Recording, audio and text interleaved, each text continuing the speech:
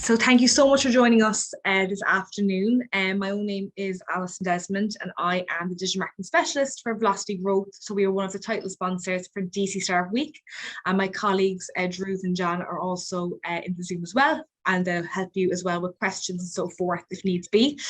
So DC Startup Week is a 5-day conference held in the fall every year, focused on building the startup community. We want to give a quick shout out to our title sponsors: Next by Schumann Rogers, Silicon Valley Bank, Zendesk, Velocity Growth, Think Nimble, Arison, and FFP.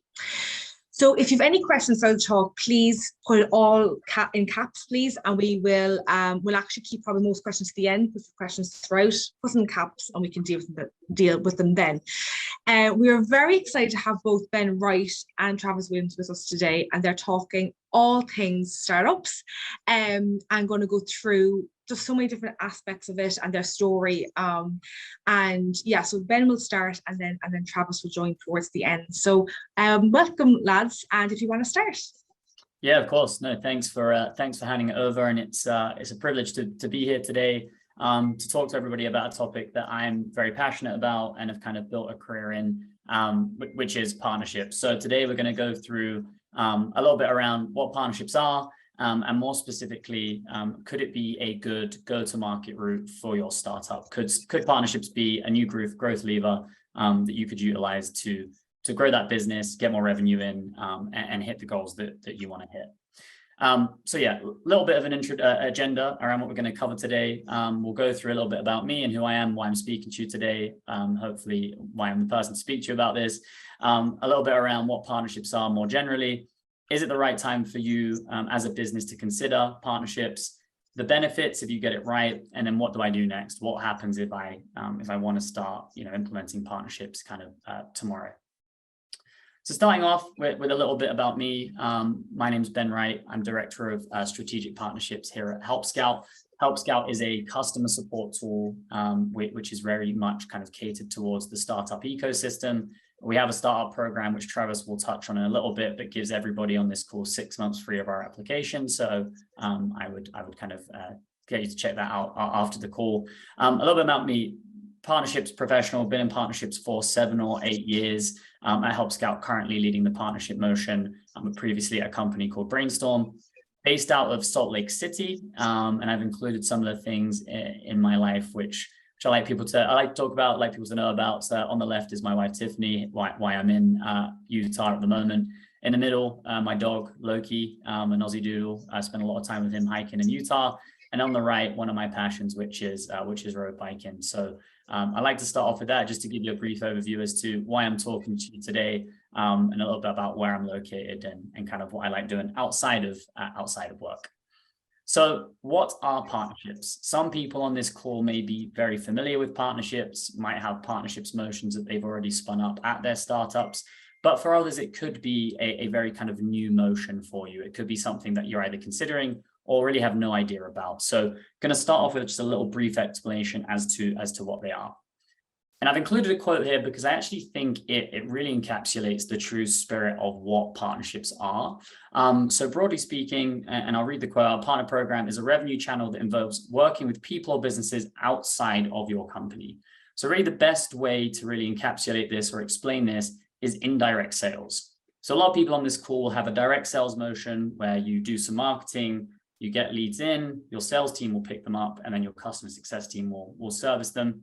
With a partnership motion, what you're doing is actually creating mini sales teams or people to promote and sell your product in different companies.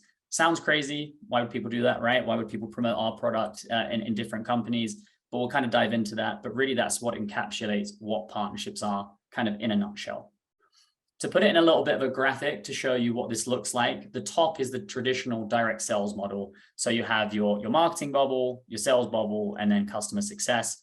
These blue bubbles actually represent partners. So there are motions, and we'll dive into some of those motions whereby a partner will actually market your solution. They'll sell or at least half sell your solution, kick it across to your direct sales team. You'll sell the full deal and then hand it off to customer success. So it represents a way of actually adding additional headcount from sales and marketing, which you don't actually have to pay a salary to, which I'm sure as a startup, is something that kind of makes your ears prick up. We're all about kind of saving money and increasing revenue. And that's definitely something that partnerships can do if you get it right. So they come in all different shapes and sizes. So we talked about in general what partnerships are, the motion, right? Indirect selling. But you may hear about lots of different types of partnerships. And I'll run through a couple of those with you now, just to give you an idea of what they are. So the next time you hear them, you kind of understand what they're all about, so to speak. So the first being technology or integration partners. So these are partners where either you've built an integration into a product or another company has built an integration into your product.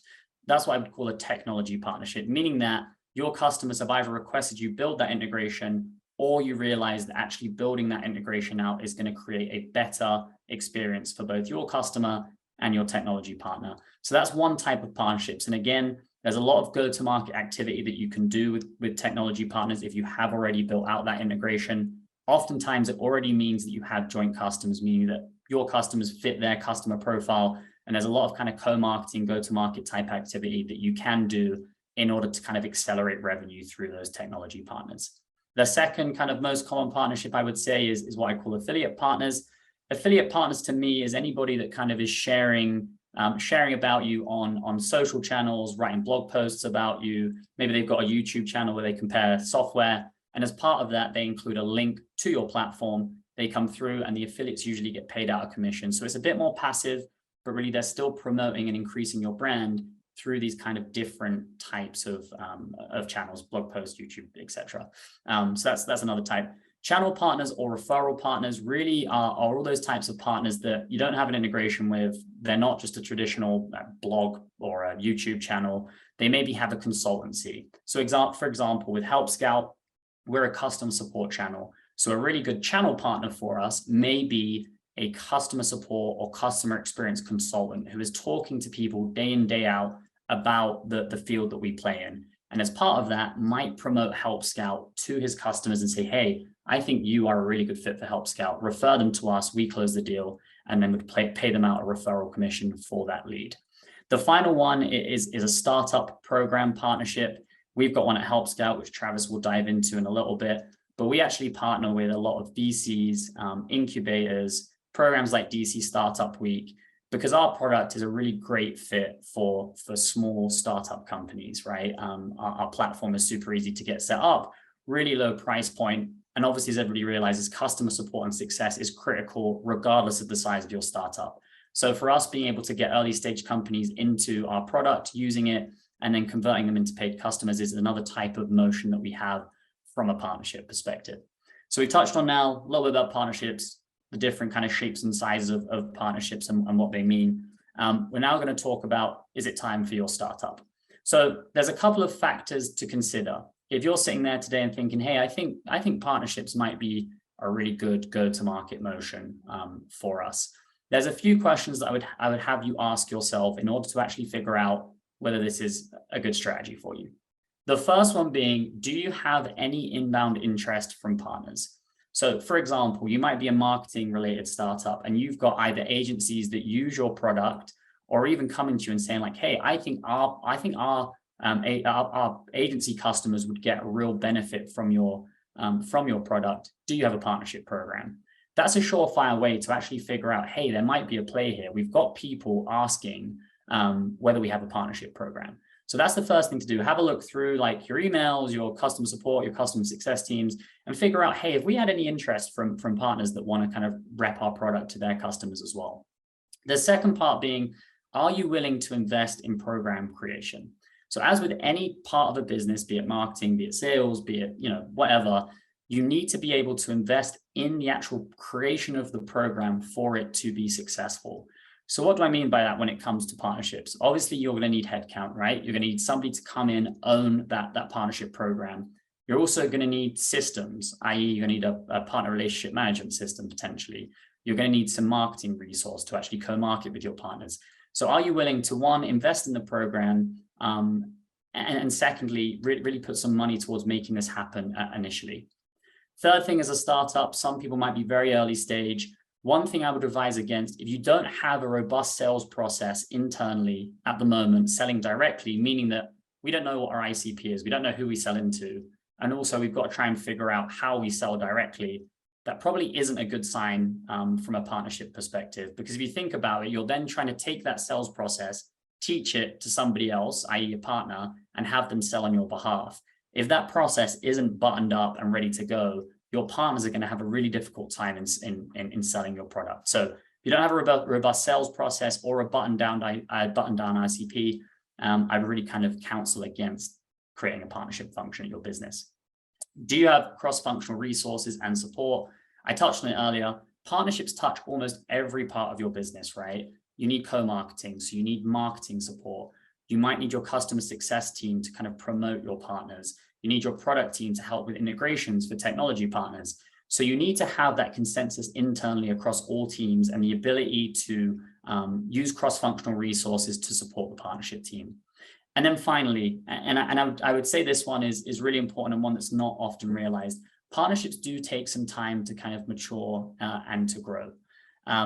Do you have time to let the program grow? Meaning that, like, have you recently raised a round of funding and you're fine to start a partnership team and let them kind of run and grow? It's not going to be immediate revenue. As I've mentioned before, the whole motion of partnerships is indirect sales. You need to train a team outside of your own how to sell your product. That takes a bit of time. You know, actually getting them to care about your product takes a bit of time. These things can be a little bit of a slow burn, meaning that if you haven't got patience internally and time to let a partner program mature, it might not be time for your startup to create a partner program. So pros and cons. We talked about what partnerships are, types of partnerships, whether it's time for you.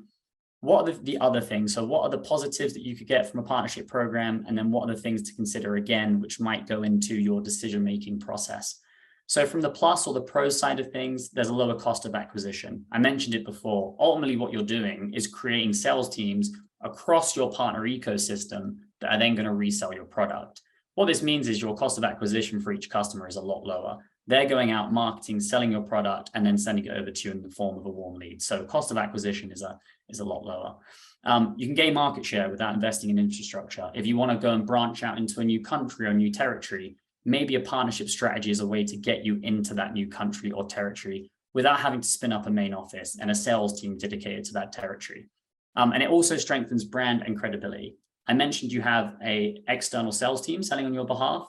They also have marketing as well, right? So your partner might even market on your behalf, i.e., I used the example of an agency earlier.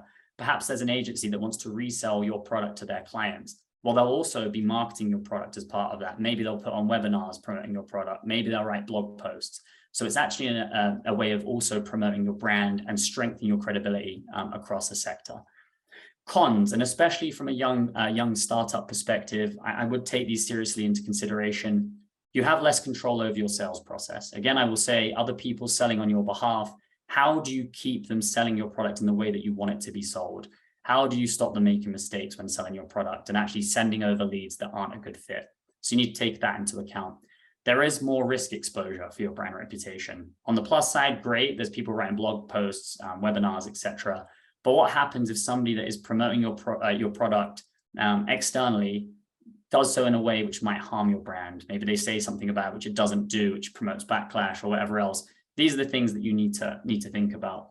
And then it's also harder to get direct customer feedback, specifically in some partnership motions where they're reselling your product. You don't actually hear what a customer doesn't like about your product, right? You don't know about those iterative things that maybe you need to improve so the next time that customer comes into you that you're going to be a good fit for.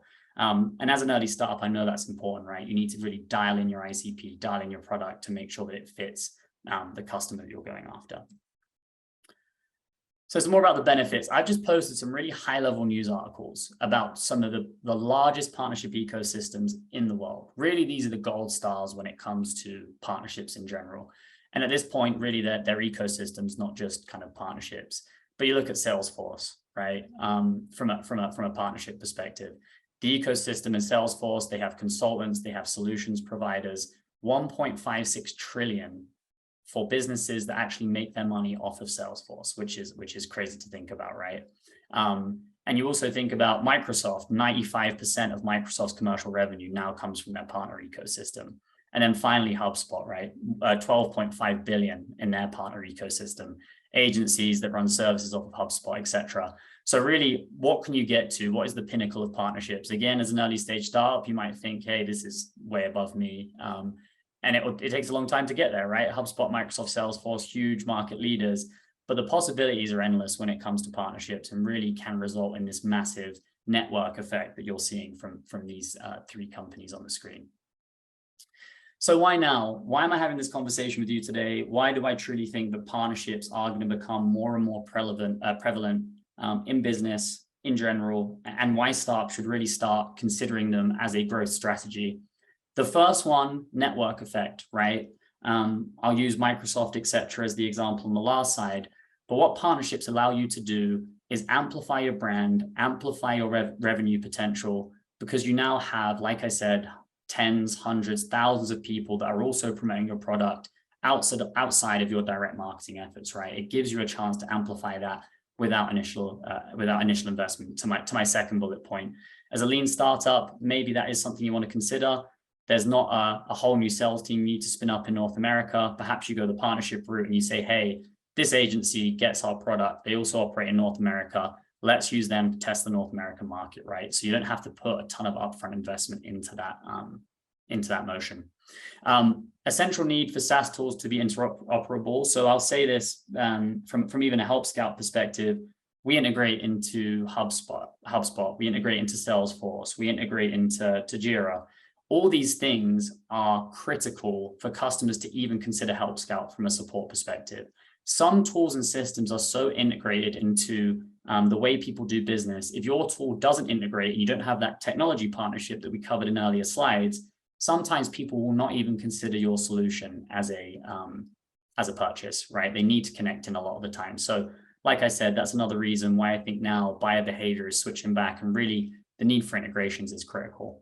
And then I'll just finish with a final point, just in terms of the ecosystem of partnerships, what I'm seeing happening in the market. There's a lot of partner tech that is being spun up around this new kind of burgeoning partnership go-to-market motion. You've got tools like Crossbeam and Reveal that just raised, 45 million Series A.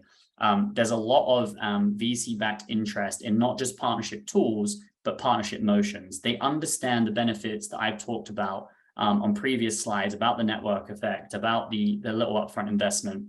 If you're a startup sat there trying to go for your next round of funding, which a lot are, I really would consider funding and talk to your investors about partnerships, because we're starting to hear more and more that partnerships are becoming a key driver and a decision maker for VCs from a funding perspective. And with that, that's a little bit, and I'll kind of finish there around partnerships. I'll hand over to Travis now, who'll talk about our Help Scout Startup program that I mentioned at the top of these slides. I will also say I'm available via LinkedIn. If any startups are on this call and want to talk about partnership strategy, always willing to help. So Travis, I'll kick it over to you to talk about startup program, and then I think we'll kind of end with some Q&A. Awesome. Thanks, Ben. So the Help Scout Startup Program, I saw a question in the chat. I think Paulina asked, is it true that a startup can get 6 free months of Help Scout? And it is true.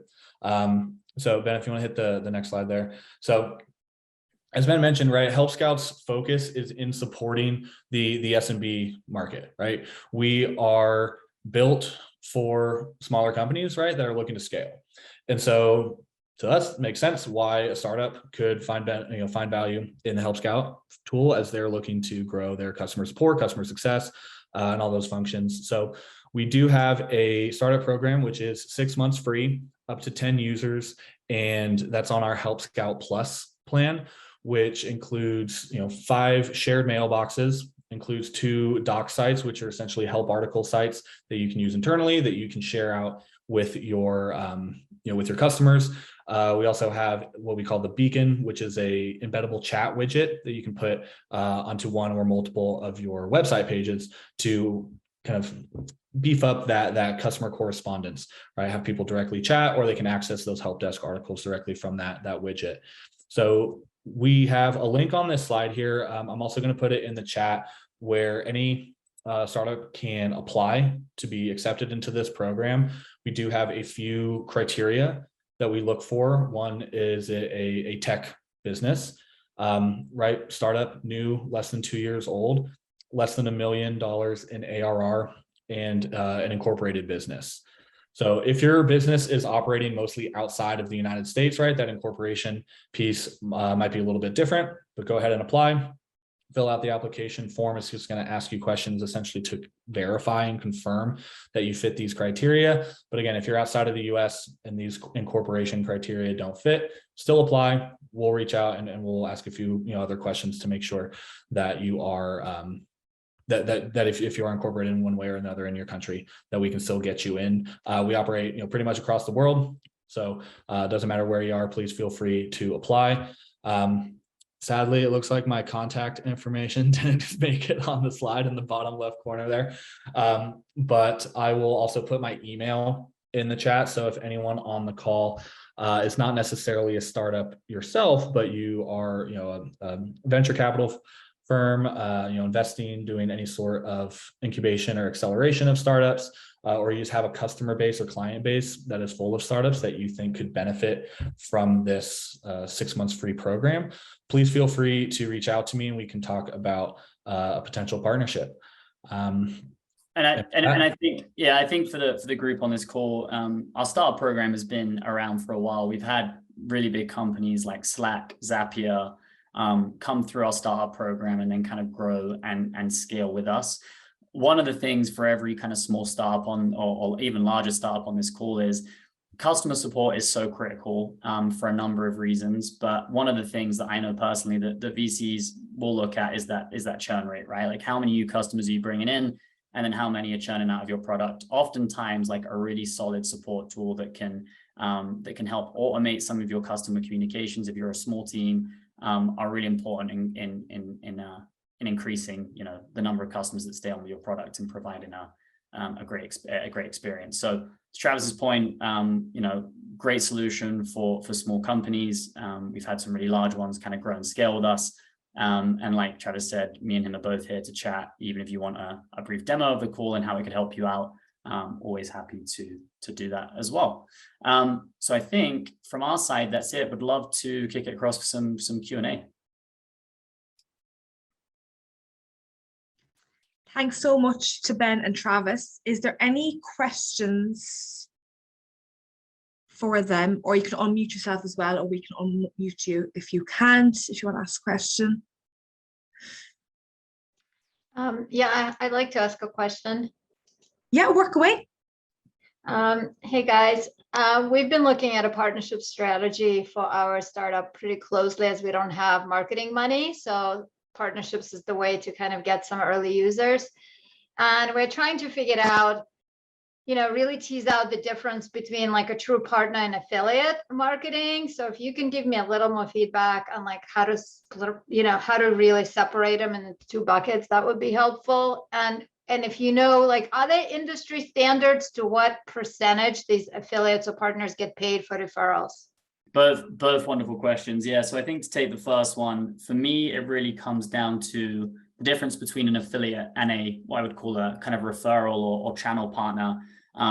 Is affiliates only care about the money, meaning that like their only incentive is how much money you're going to pay them to put you on a blog post or whatever else. A referral or channel partner oftentimes realizes the benefit that your product is going to bring to their community, meaning that there's more of a tighter connection. They're more willing to jump on like weekly calls with you to account map and plan. They're a lot more willing to have you come in and train their sales team up on how to sell your product. So that would be kind of my kind of cut and dry difference. Is affiliates lots of times, I referred to in my slide as, I think of affiliates as more people that are just going to share your link and get a payout. Really, that's all they're concerned with.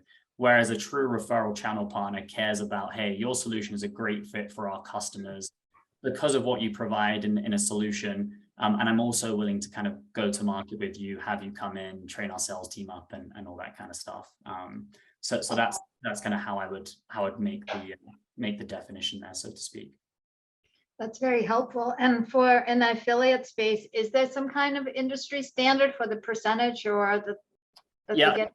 Great question. So I'm quite happy to provide you with what we offer at Help Scout. So we use a tool called Partner Stack for our affiliate partner program, and we pay up to 25% of year one revenue. I would say that is high. I would say the industry average differs between a percentage and actually a dollar figure. I see it go both ways. So either 20% of year one revenue or even a $200 to $250 payout for every closed lead, I would say is fairly standard from an industry perspective. And you're talking about the affiliates, not channel partners. Yeah, correct. I mean, channel partners, again, like with channel partners, you kind of need to meet them where they play, so to speak. So oftentimes when I jump on a call with a channel partner, I will say, you tell me how partnerships work in your world, right? Like, what is a compelling percentage for you? How do your current partners pay out? Because it can vary with marketing agencies, because they own the customer relationship. They like reoccurring revenue, meaning they like a percentage reoccurring year after year.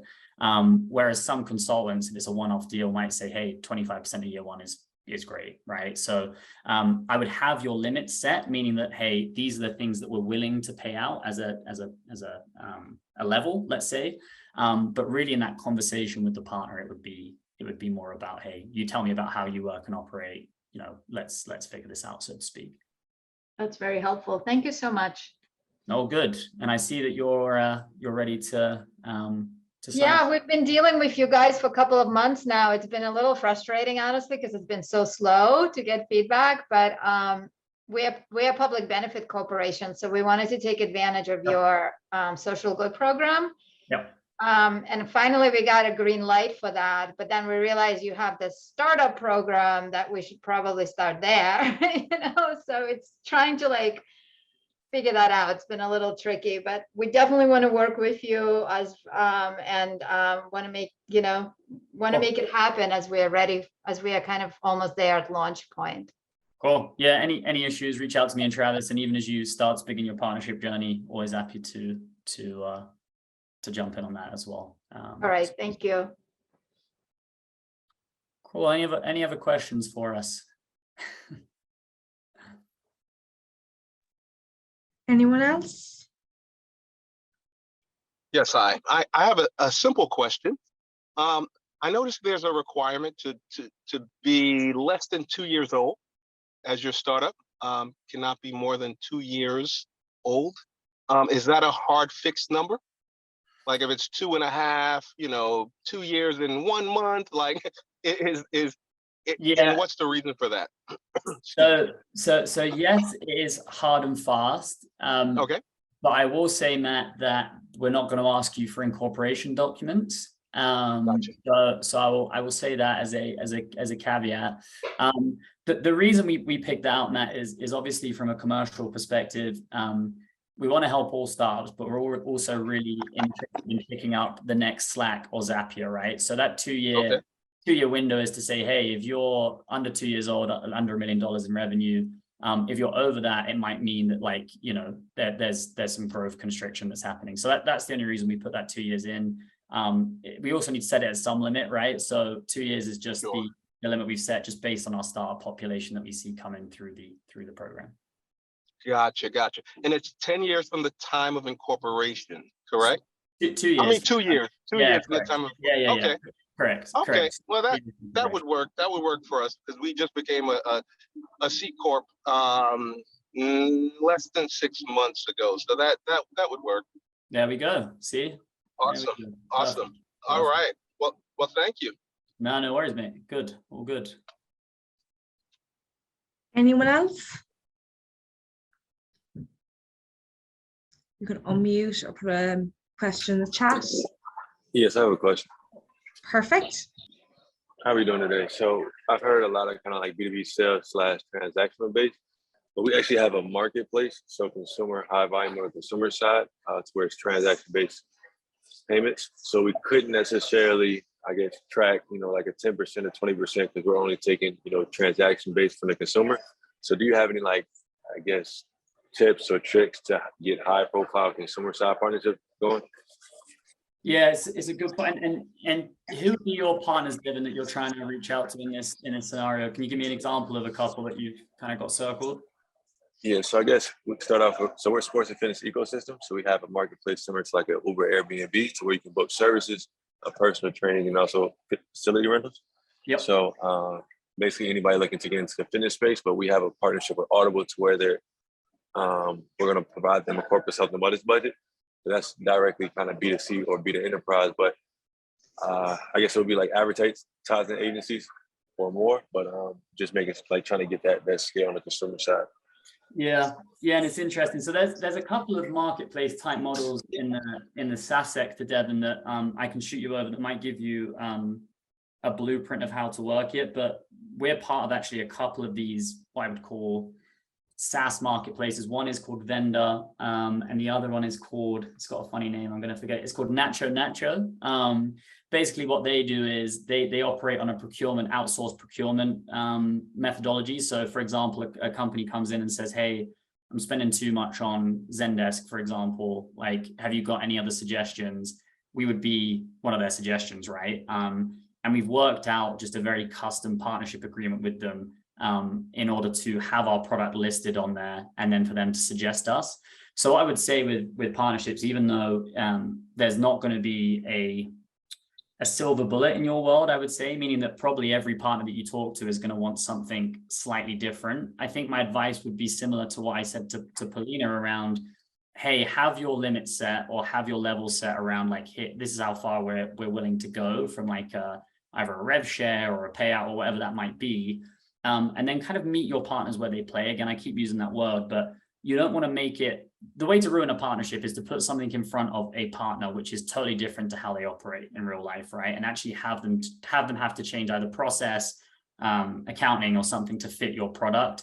I would meet with each of them, have your limits set around, rev share or however you want to work it. And then just maybe do something a little bit custom, right? And figure that out. But we can maybe chat offline, Devin, because I'd love to understand your business in a little bit more depth. I know this is a very kind of brief Q&A, but if you can give me a few more specifics around partners and all that kind of stuff, I can maybe have some suggestions around how to approach them from a partnership perspective. Perfect. Thank you. Cool. Anything else? Anybody else?